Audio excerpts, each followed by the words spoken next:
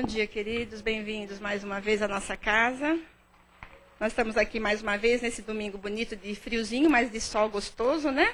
E é gostoso a gente estar tudo junto mais uma vez. Esse calor humano ajuda a gente a passar um pouco por esses frios que nós estamos passando, né? Nós temos aqui na casa, como todos já sabem, palestra todos os dias. Nossos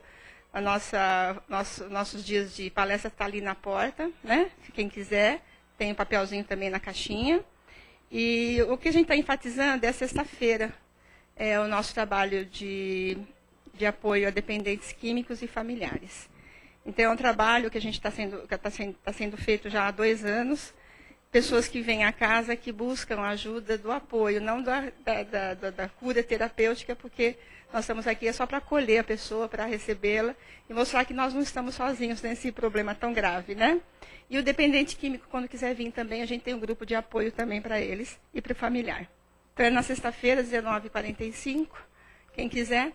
Saiu até uma matéria no jornalzinho da Zona Norte, saiu também na revista da Zona Norte.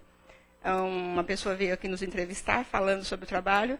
Então, quem quiser, gente, conhecer alguém que precisa de ajuda, traga a pessoa para conhecer esse trabalho.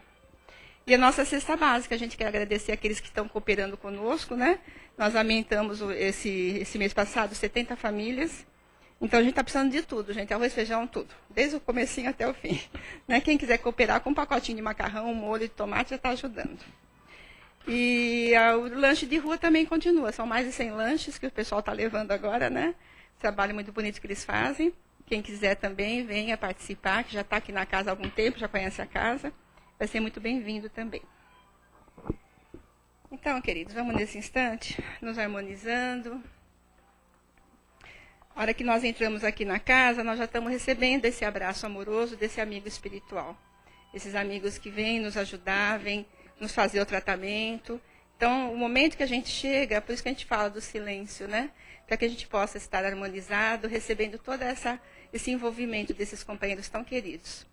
E o tratamento continua depois, junto com os passes.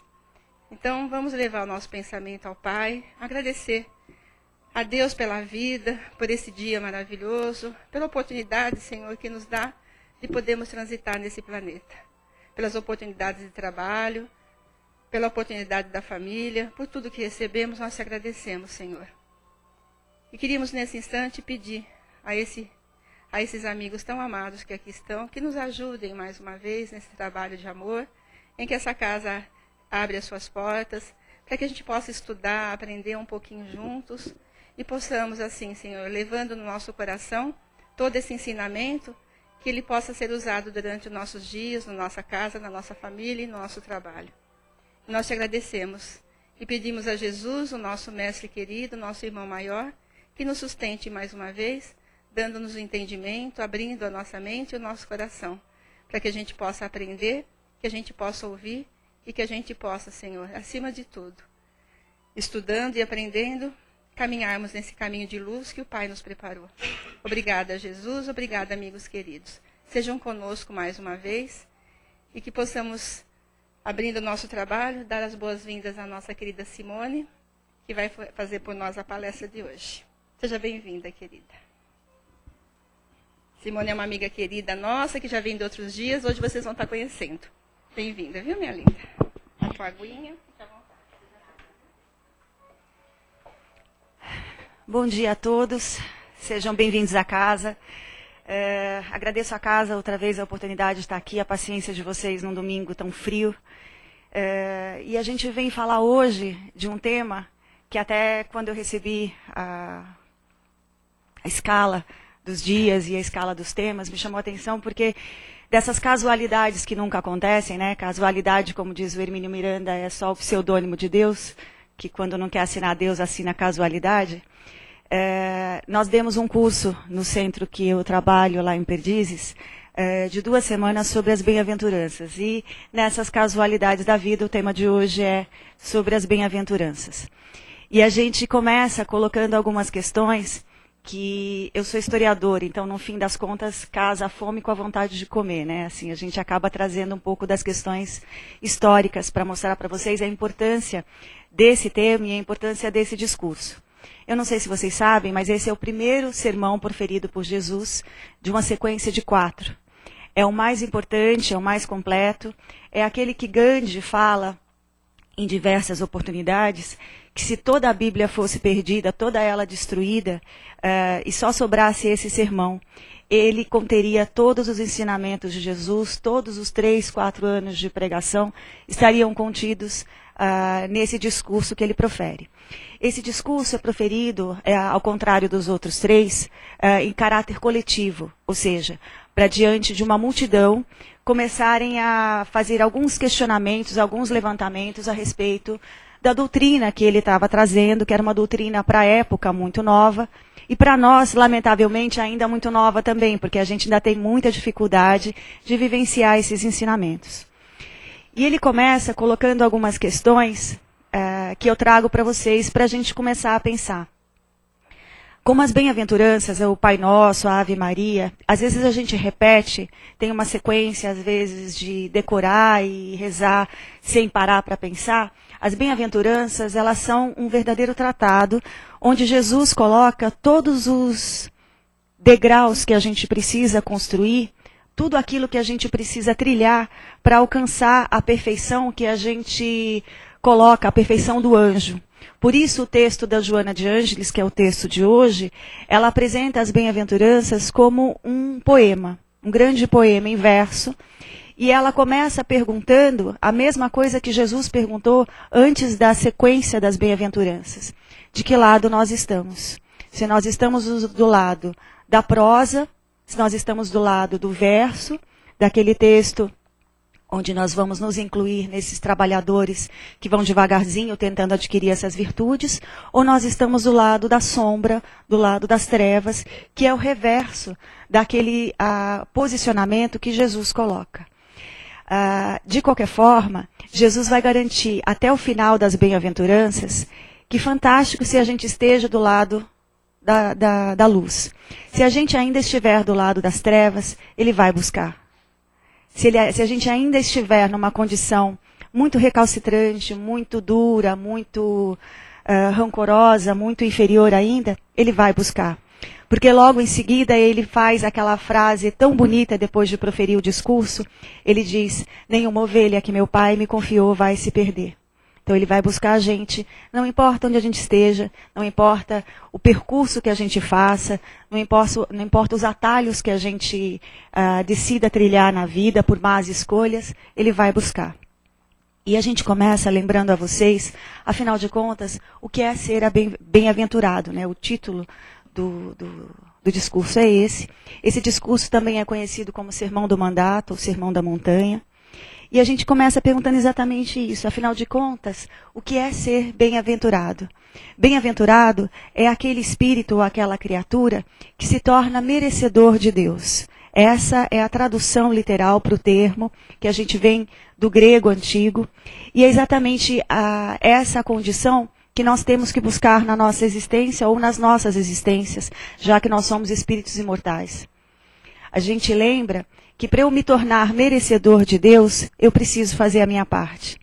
Para eu me tornar merecedor de Deus, eu preciso dar o meu melhor em todas as oportunidades que esse melhor se fizer necessário. Para eu me tornar merecedor de Deus, eu preciso ir na direção de Deus. Eu preciso entender que toda conduta que eu estabeleço para a minha vida, atinge a minha vida, atinge o próximo, atinge a minha evolução e atinge tudo aquilo que eu costumo conviver, construir e elaborar. A gente lembra que é mais ou menos como a gente jogar uma pedrinha no rio. Onde a pedra bate na água, é mais forte a onda.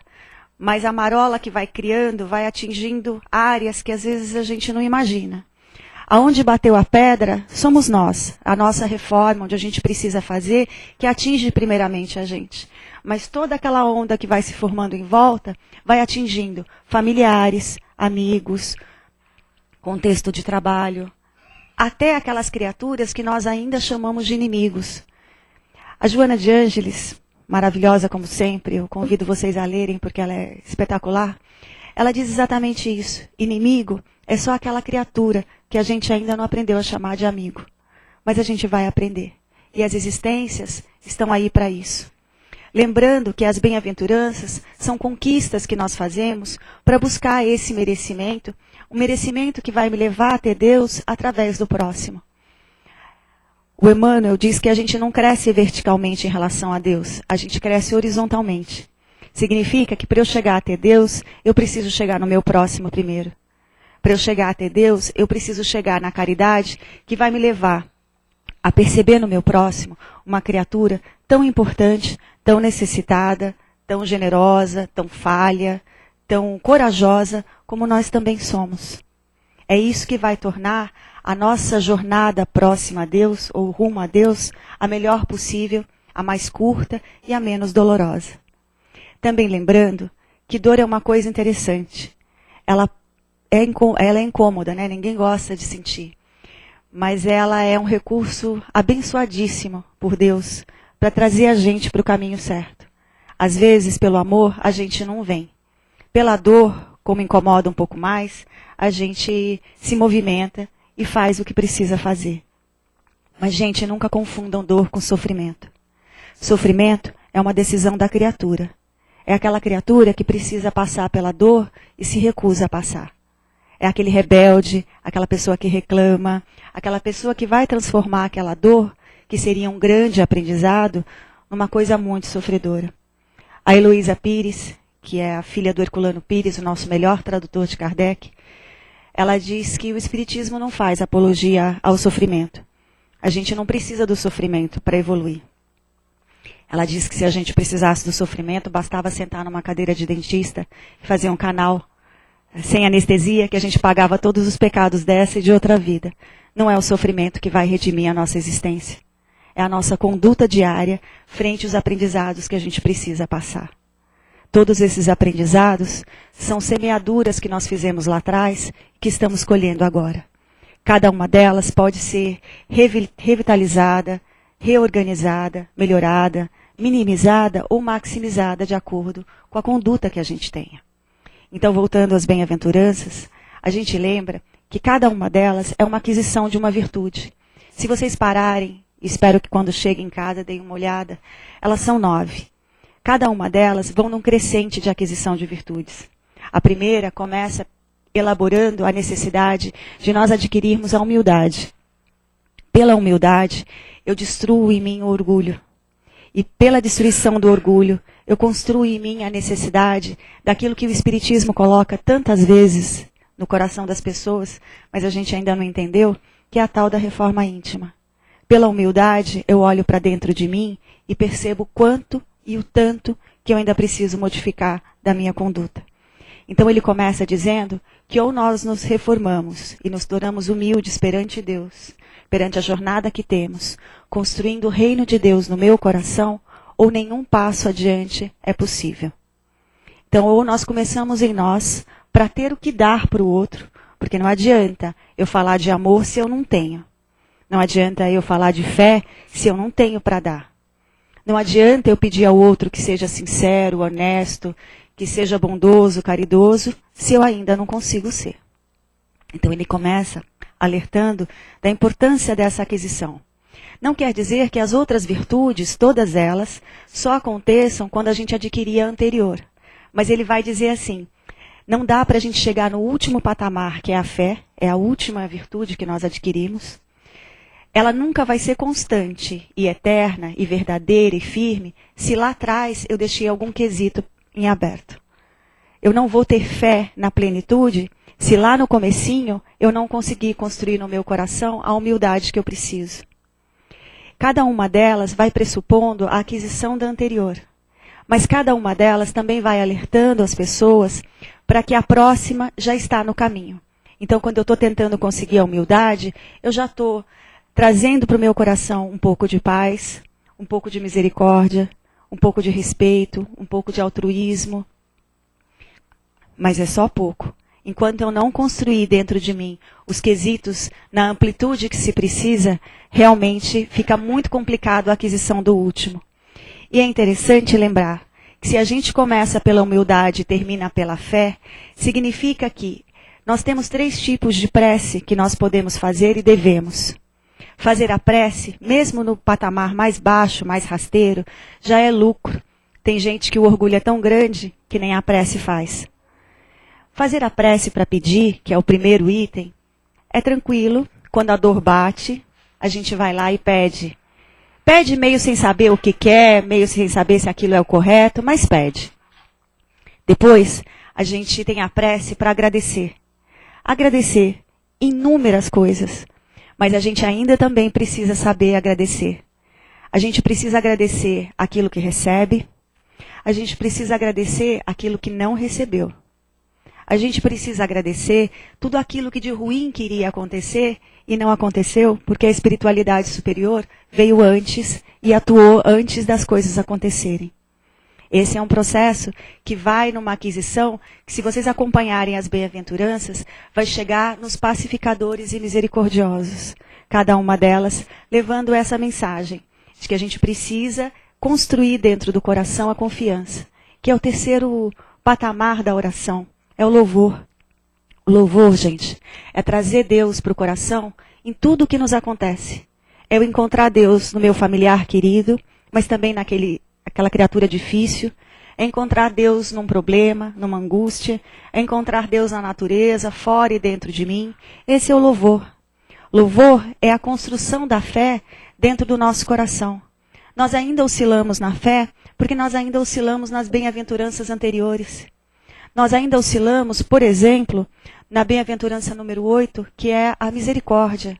A misericórdia, gente, é uma das coisas mais bonitas que a gente tem que exercer e que a gente ainda não consegue, porque o nosso coração ainda traz durante muito tempo, várias existências, o egoísmo. A misericórdia é a capacidade que nós deveríamos ter de nos colocar na dor do outro. Não é no lugar do outro, mas na dor do outro. Entender que a dor de cada um dói tanto quanto a minha.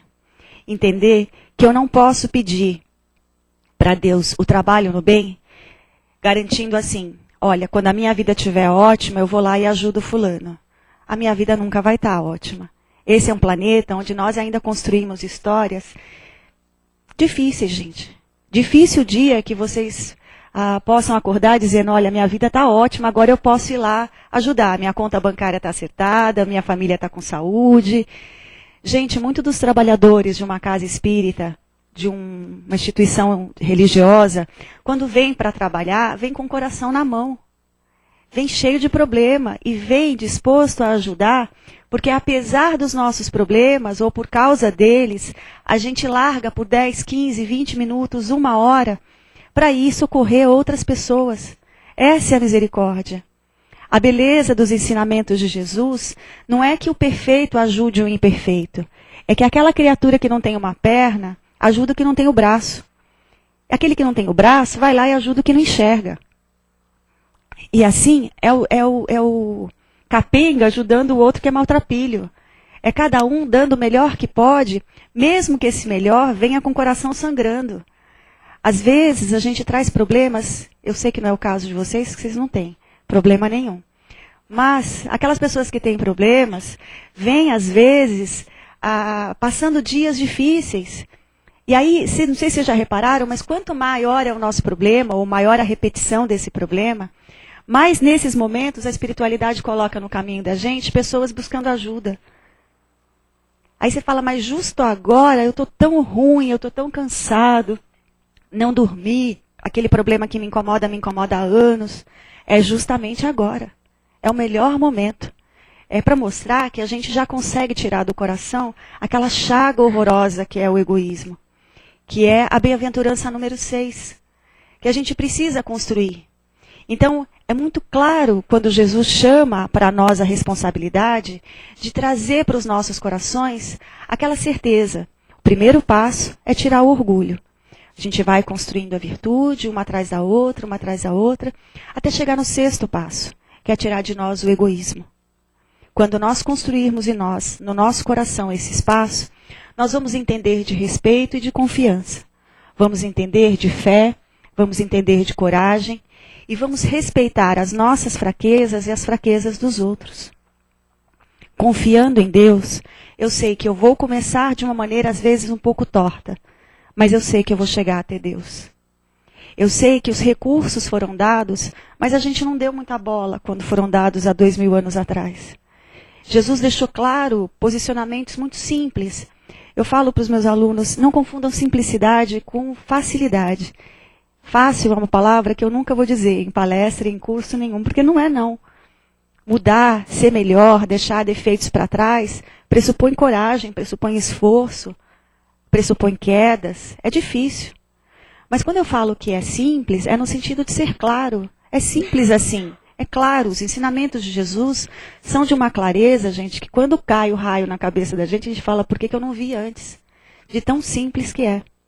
Amar a Deus sobre todas as coisas e ao próximo como a ti mesmo, dando recursos que Ele deu em todos os instantes, perdoe. Perdoe não porque o outro seja necessariamente merecedor do nosso perdão, mas porque eu mereço paz.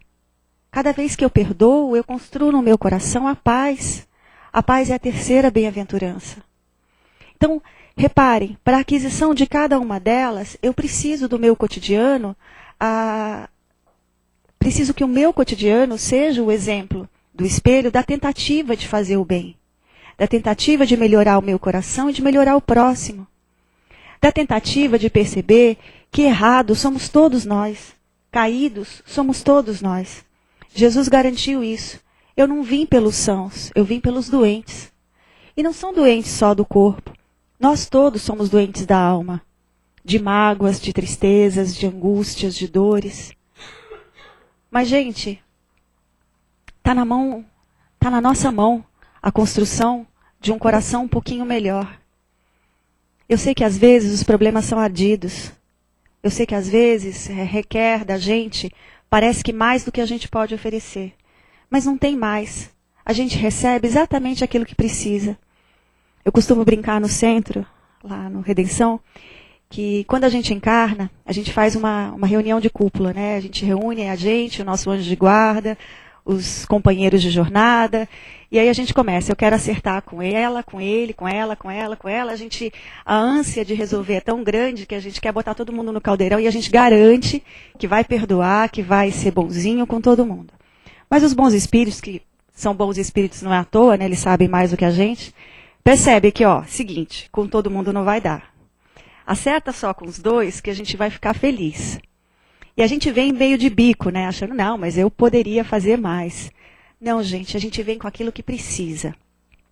E aí a gente se pergunta, mas se eu acertar com os dois, o que acontece com os outros que eu preciso acertar? Eles estão me liberando? Não, gente. Percebam uma coisa.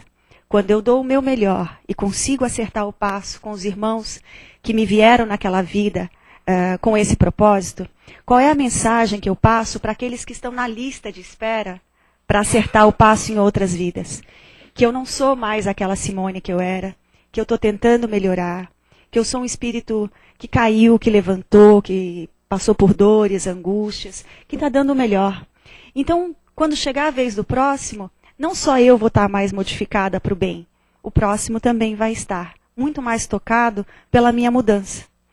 E aí, vai passando numa sequência, quando chegar no último, que é aquele patamar onde a gente já acertou com todo mundo, aquilo que era praticamente impossível de resolver num primeiro momento, passa a ser facilíssimo. Porque a hora que chegar a vez dela, ela já percebeu a mudança que ocorreu em mim quando eu fui acertando com todo mundo.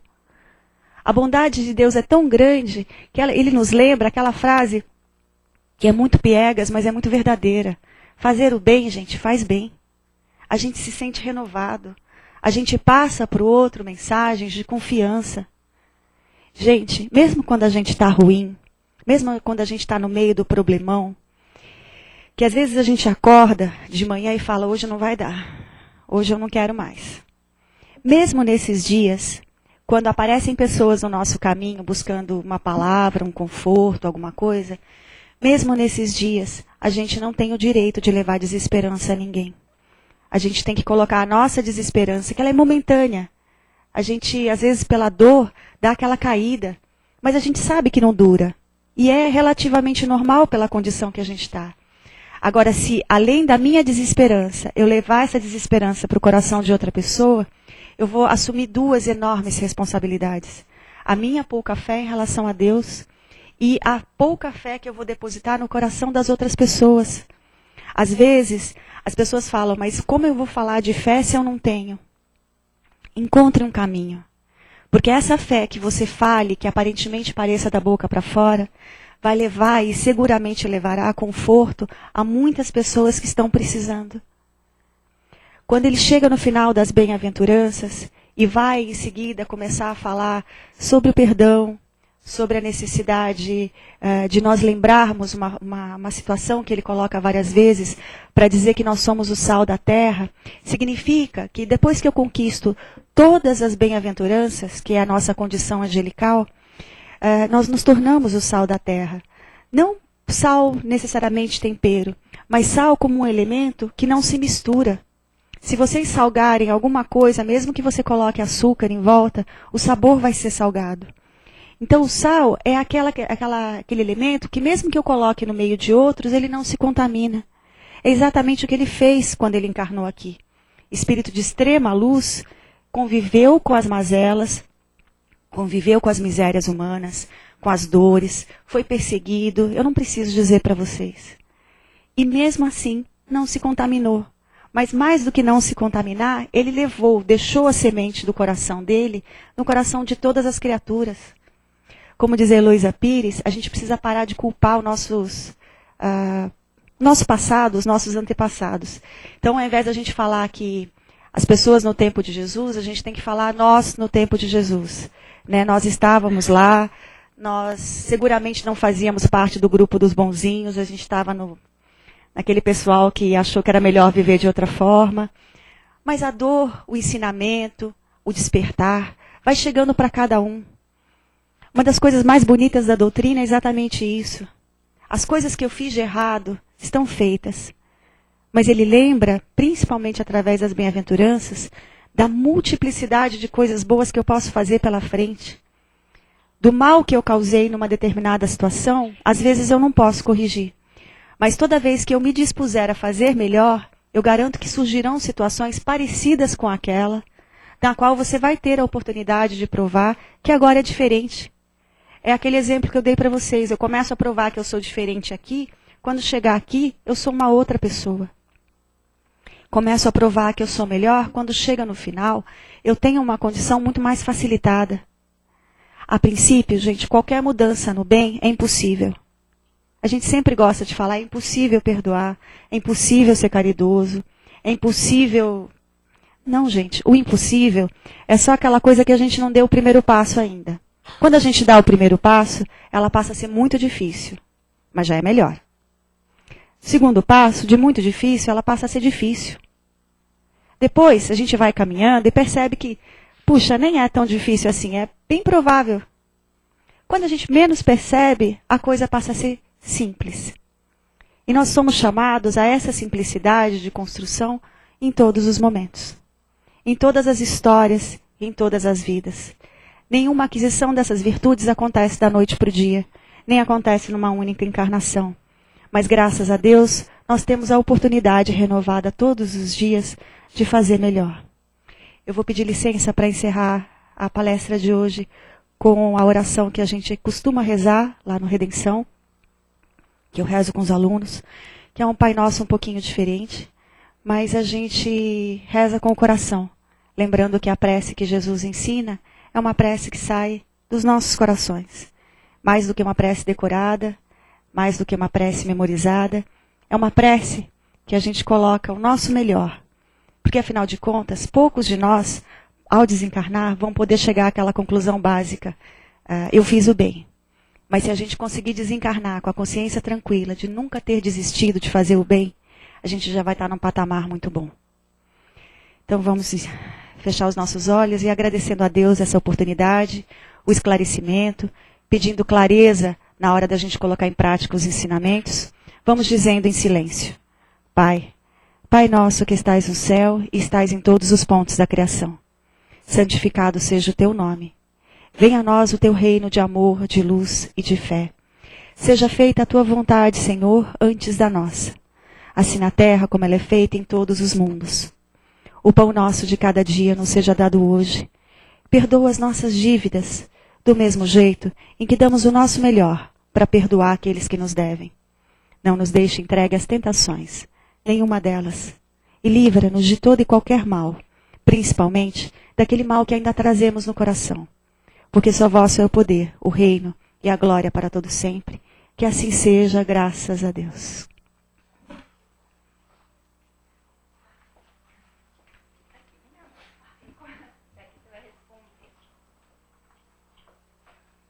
Então, gente, agora é hora de a gente tirar alguma dúvida, fazer alguma colocação sobre o tema.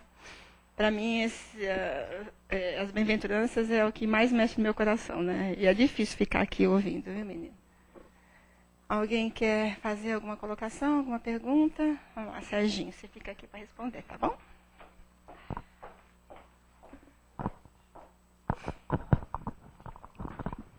Olá, bom dia, Simone.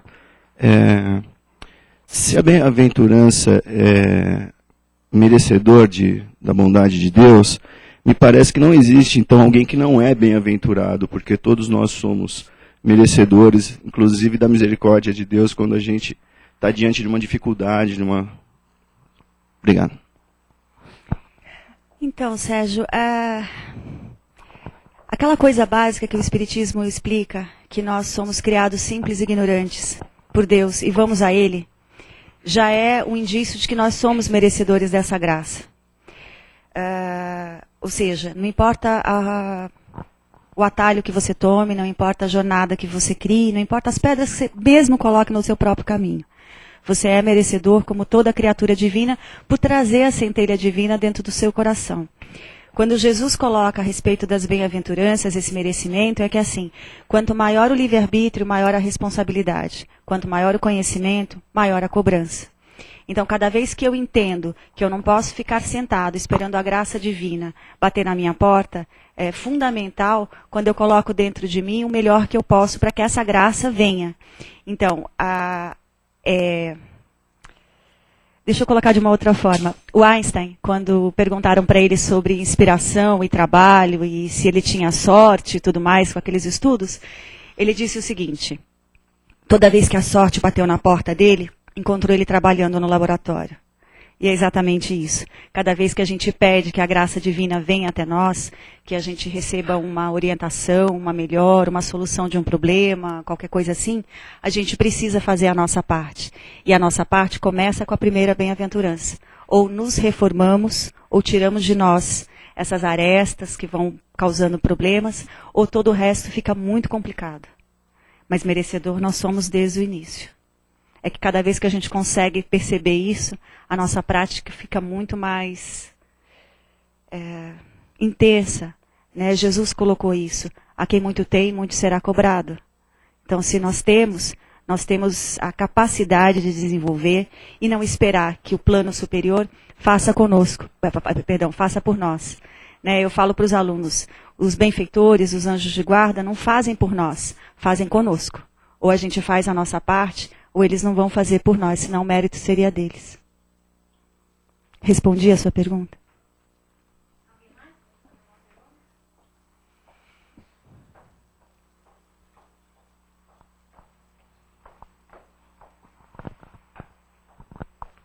Bom dia, Simone. Bom dia. Não conhecia você pessoalmente ainda. Não é bem uma pergunta, né? É mais uma referência que eu gostaria de fazer. Porque você falou assim de coisas tão complexas, né? Que são os 8 passos da bem-aventurança, né? E você, em determinado momento, disse que as coisas que Jesus disse são muito simples, né? São coisas muito simples que a gente tem que exercitar. Eu gostei muito daquela parte, daquela referência que você fez, que a gente tem que, para chegar até Deus, a gente tem que crescer lateralmente, né? E não verticalmente. É uma coisa que eu nunca tinha pensado, né? Assim, isso aí implica naquela parte que Jesus disse, que é o maior ensinamento, né? Que é amar ao próximo como a ti mesmo. A gente tem que parar de pensar tanto nos nossos problemas. Quando a gente começa a pensar mais assim nos problemas dos outros, às vezes até os nossos problemas mesmo ficam esquecidos de lado. E às vezes a gente acha que os nossos problemas são tão grandes, e quando a gente começa a se preocupar com o próximo, com os problemas do próximo, com as questões do próximo, nossos problemas acabam ficando de lado e acabam pra gente mesmo ficando menores até, quem sabe assim, diminuindo nosso próprio sofrimento, né? Fantástico. Foi uma coisa tocante que você colocou e que eu gostei muito. Como é seu nome? Abdias. Abdias, então, aí tem várias questões, mas assim, deixa eu dar uma resumida. É exatamente isso que você colocou no final. À medida que eu vou construindo dentro de mim a capacidade de auxiliar o próximo, independente do problema que eu tenha, eu tiro do meu coração o egoísmo. Eu começo a pensar no próximo como aquele ser tão necessitado de auxílio como eu mesmo gostaria de ser. Essa questão, quando Jesus coloca da importância de amar o próximo, que o Emmanuel coloca dessa necessidade da gente crescer lateralmente ao invés de verticalmente, é uma fala muito interessante, porque lembra que nós não vamos evoluir sozinhos. Então eu não subo até Deus. Ao subir até Deus, eu levo todo mundo que está à minha volta num contexto de auxílio próximo. Eu só consigo fazer qualquer jornada se eu caminhar junto com o meu próximo. E caminhar junto com o próximo é entender que existem dores diferentes da minha, maiores ou menores, mas não importa. Às vezes, eu sei que não é o caso de ninguém aqui também, mas às vezes as pessoas se aproximam para contar problemas para a gente, e a gente acaba falando aquela coisinha, mas você está assim só por isso? Ah, não diga. Mas isso não é problema, o problema é o meu, aí você descasca o seu. Olha, o só por isso é porque não é com você, tá certo? Então, assim, todo mundo, olhando de fora, tem a solução para todos os problemas. Vai viver a vida do outro e saber o quanto aquilo que é aparentemente fácil, para o outro, pesa bastante. Então, assim, a nossa jornada é uma das coisas mais belas, esse exemplo da caridade e o exemplo da misericórdia. Se eu consigo realmente perceber que a dor do outro é diferente da minha, maior ou menor, eu consigo auxiliar. Quando você fala que a gente volta para o nosso problema depois e o problema parece menor, eu fui uma vez em uma palestra e o palestrante deu um exemplo que eu trago para você agora. É como carregar uma sacola. Você tem uma sacola que você tem que percorrer com ela de compras cheinha por 9 quadras. Você começa carregando, ela pesa 5 quilos. Até o final, ela vai estar pesando 95, porque o peso dela pelo percurso, né, trilhado, carregado, ela dobra, né, ela vai ficando muito mais pesada. Então, aquela parada básica para colocar a sacola de lado e buscar o fôlego para continuar, é exatamente o que acontece quando você sai do seu problema e vai auxiliar o outro. Quando você volta, você vai perceber que pode ser que a sacola esteja mais leve, pode ser que você esteja mais fortalecido, e aí perceba a sacola mais leve, e pode ver que você descubra outra forma de levar aquela sacola que não te custe tanto. Então, os nossos problemas vão estar lá. Às vezes, o que acontece é que a gente vai voltar mais fortalecido para enfrentá-los, ou às vezes a espiritualidade superior já foi lá e deu um jeitinho de que ela não pesasse tanto. Por quê? Pela sua conduta em relação ao próximo. Eles começaram a ver que o Abdias estava cheio de problemas, e mesmo assim, deixou de lado para resolver os problemas dos outros. Para encerrar, o Divaldo conta uma história muito legal. Ele diz que uma vez procuraram por ele, lá na Mansão do Caminho, um casal que tinha filha epilética. E ela tinha crises de epilepsia muito graves e muito seguidas. E estava deformando, inclusive, fisicamente a menina. E eles foram buscar auxílio do Divaldo. E a Joana de Ângeles, que estava junto, falou para eles assim, o seguinte recado: trabalhem no bem. E eles saíram meio bravos da Mansão do Caminho. Como assim? Eu tenho uma filha tão doente, ainda tenho que sair de casa para ajudar os outros. A gente veio aqui buscar ajuda para a gente, ela ainda manda a gente arregaçar a manga e trabalhar. Bom, pensa, eles resolvem trabalhar numa penitenciária feminina. Com o tempo, eles vão criando uma horta, vão ajudando trabalhos manuais, enfim, amparando aquelas presas. Esse trabalho começa a chamar a atenção das mães desencarnadas dessas presas, que começam a perceber quem é esse casal que vem aqui se dispor todo fim de semana a ajudar as nossas filhas, com tanto preconceito da sociedade em relação, né, a detentos e tudo mais. Vamos acompanhar mais de perto esse casal. E eles começam a ver, vão até a casa desse casal, percebem a filha doente e falam: nossa, com uma filha doente eles vêm para cá ajudar as nossas filhas. Vamos ajudar. E elas tiram os obsessores da menina e a menina se cura. A mensagem seguinte é: a Joana de Ângeles poderia, lá no comecinho, ter resolvido o problema, mas o mérito seria dela. O que ela fez foi criar uma corrente do bem, Um que deixou de ser egoísta, que foi e ajudou o outro, que chamou a atenção do outro, que foi acudir o outro, que resolveu o problema daquele que foi procurar ajuda. Então, assim, repito, esse não é um planeta tranquilo, que a gente tenha todos os problemas resolvidos. Por isso, nunca espere, nunca deem a chance de alguém te procurar e você dizer, ó, semana que vem passa aqui, que agora eu não posso, que eu estou com um probleminha. Semana que vem pode ser muito tarde para aquela criatura, porque às vezes você pode ser o último recurso dela. Respondi? Simone da internet é o Dalmo. Bom dia, Simone. Como podemos fazer para reverter um processo de mágoa em nós que não nos deixa perdoar? Rapaz, essa é a pergunta de $1 milhão, né? Olha, Dalmo. Então, além de colocar o nome embaixo do santo, eu penso assim, a mágoa é uma coisa que a gente colocou, a gente tira. Então, é um processo de aquisição. Eu não construí a mágoa no meu coração da noite para o dia. Eu não me tornei rancoroso da noite para o dia. Eu não fui ofendido da noite para o dia e eu não ofendi da noite para o dia. Então, a gente vai, em várias encarnações, deixando por orgulho, por egoísmo, que esse sentimento se instalasse no nosso coração. A dor, aquela que a gente falou no começo, ela traz essa possibilidade de dizer para a gente assim, ó, dói até a hora que você deseja que pare de doer. Quando chega o momento que a gente cansa de ter aquela mágoa, cansa de ter aquele sofrimento enorme, a gente muda a conduta. Adoraria dizer para ele e para vocês todos que essa mudança acontece da noite para o dia, basta querer. Ela requer um tempo, porque como a gente foi adquirindo essas mágoas um processo longo, tirá-las também é um processo que custa um pouquinho. Mas é um processo que tem que ser dado o primeiro passo. Então, assim, construindo dentro de nós espaços melhores, a gente vai tirando essas mágoas. Mágoa, os gregos achavam, e estavam certos, que mágoa significa má água. Aquela água negra que a gente deixa de circular no nosso coração e ela coagula. Então ela vira água podre. Quando eu tenho dentro de mim alguma coisa apodrecida, eu estou gerando dentro de mim uma fonte de doença. Os cientistas, a medicina, de uma maneira geral, já comprovou que quase 90% das doenças que nós temos neste planeta são geradas por sentimentos, não por má formações de células. Sentimentos ruins. E a mágoa é um deles. A mágoa, gente, é aquela raiva que eu gestei durante muito tempo. A raiva é um pavio curtinho.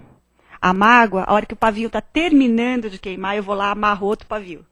Vou lá amarro outro pavio. E ela fica longa. E eu fico mastigando aquilo. Então, assim, repito, como ela é longa, para a gente fazer o percurso contrário, também demora. Então, assim, não tem uma receita para dar, a não ser a receita do próprio Jesus. Quer dizer, ou eu aprendo a amar e a perdoar, ou nada disso fica fácil. Mas também garanto que se a gente não der o primeiro passo, fica tudo realmente muito difícil. Então, assim, é um gesto por vez, uma caminhada por vez, para conseguir a confiança, para conseguir a fé e para conseguir a coragem. Porque uma pessoa que se determina a mudar e tirar de dentro de si coisas ruins, acima de tudo é uma pessoa muito corajosa. Então, adoraria dizer que tem uma resposta, mas não tenho não. A única resposta que eu tenho para dar é a resposta do próprio Jesus. Ou a gente se ama e ama o próximo para amar a Deus, ou não tem conversa.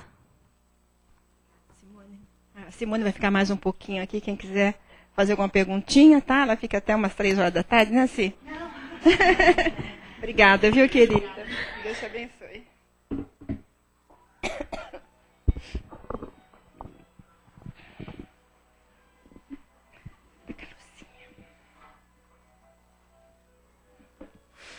Então, queridos, nesse instante a gente recebeu muita coisa para a gente poder refletir, né? A gente conhece o Sermão da Montanha, mas a gente nunca dá realmente o significado dela, né? Desse sermão tão lindo que Jesus nos deixou. Então vamos deixar, né, dentro de nós, vamos refletir, vamos tirar o melhor e que Ele possa nos ajudar na nossa caminhada aqui, que a gente possa chegar até o Pai como esses anjos que nós somos destinados. Então, meus irmãos, vamos nesse instante, fechando os nossos olhinhos. E vamos fazer um exercício de amor, de caridade. E vamos oferecer um pouquinho de nós que recebemos tanto em nossa caminhada. Vamos oferecer um pouquinho nesse instante dessa energia, desse fluido, dessa vibração boa, para que a gente possa atingir um pouquinho essas criaturas que ainda estão no caminho da dor, do sofrimento, que ainda não encontraram esse caminho de Jesus. Então, nesse instante, nós vamos mentalizando esse nosso querido planeta Terra, esse planeta tão amado ao nosso coração, que nos recebe com tanto carinho, com tanto amor. Eu sempre falo que é a Mãe Terra, essa mãe que nos agasalha em seu seio, que nos dá o alimento, o ar que respiramos, que nos dá o carinho, que nos dá toda a sustentação para que nós, como espíritos, possamos caminhar e aprender. Então, eu queria mentalizar esse planeta amado, envolvido em muita luz, nessa luz azul de Maria, que possa envolver esse planeta com muito amor, em vibrações de paz, de energias salutares. E mentalizando o planeta, nós lembramos das criaturas que, como nós, vivemos aqui. E que essa energia, essa luz azul, possa atingir os lugares mais escuros deste planeta, onde muitos companheiros ainda se encontram escondidos, que se escondem da dor, do sofrimento, que eles possam receber nesse instante essa energia, essa luz, essa paz, que possa alimentar seus espíritos. Pedindo a Jesus, o médico maior, que possa envolver nesse instante a todos os nossos irmãozinhos enfermos, aqueles enfermos do corpo que estão doentes, necessitados nesse instante de muita vibração, de muito amor, que eles sejam envolvidos, que Jesus possa dar a eles o bálsamo, o conforto, a esperança. E aqueles doentes da alma que possam receber essa energia, essa paz, para que possam rever seus caminhos e possam seguir adiante. Nós vibramos, Senhor, pelas crianças nas ruas, pelos jovens que se encontram nas drogas, pelos irmãos que se encontram nas drogas, nos vícios. Nós sabemos que é uma luta titânica, difícil, mas não é impossível. Que nossos amigos queridos que aqui estão possam envolvê-los, que possam levar a eles esse conforto, essa esperança.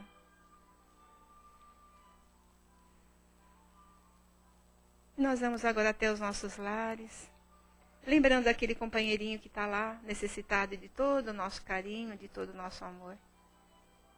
Que Jesus possa adentrar na porta da nossa casa e possa levar até eles toda ajuda, todo amparo. Esse conforto espiritual, material, ajuda para aquele que está enfermo, para aquele que faz parte da nossa caminhada e que muitas vezes nós não entendemos. Que ele seja envolvido nesse instante com todo esse amor de Maria, que possa atingir seus corações, dulcificando os sentimentos desses irmãos, mas que acima de tudo possa dulcificar os nossos sentimentos em relação a eles, para que possamos entender que cada um traz dentro de si uma bagagem imensa e que precisam ser entendidos, amados, acolhidos, abraçados. Que Jesus possa envolvê-los com todo amor e carinho. E aproveitando esses amigos que aqui estão, nós vamos vibrar, cada um de nós. Que cada um daquele que está ao lado vibre pelo outro e assim forme uma corrente de energia de amor, de paz, e que possa levar em seus corações todo esse amor, toda essa paz, que possa sustentar-nos a todos os instantes da nossa caminhada. Que possamos ter uma semana de muito amor, de muito trabalho, de muita reflexão, de muito estudo, e que possamos aplicar tudo aquilo que nós aprendemos. Obrigada, Senhor Jesus. Obrigada, Senhor da vida. Obrigada, amigos queridos. Continuem conosco e que possamos levar aos nossos passes toda essa energia de amor, ajudando também os nossos irmãos que aqui estão. Que assim seja. Graças a Deus. Então, vocês permanecem.